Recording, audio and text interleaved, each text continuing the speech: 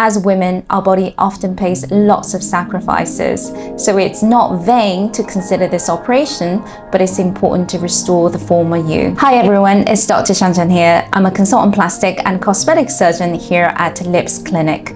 Today, we'll talk about what is tummy tuck. Firstly, there is mini tuck. This is primarily for women who have excess skin beneath the belly button. It results in a shorter scar and a quicker recovery. Next is a full tummy tuck, and that is for ladies who have persistent excess skin both above the belly button and underneath. So this will result in scar from hip to hip and also around your new belly button.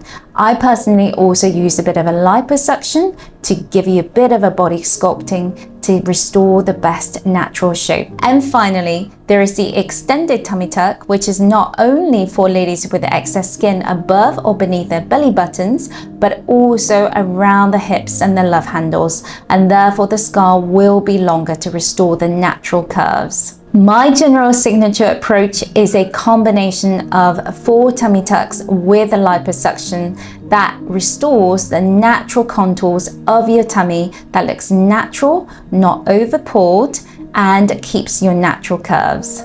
If you have any questions this year about tummy tucks, do get in touch so we can choose the right option for you.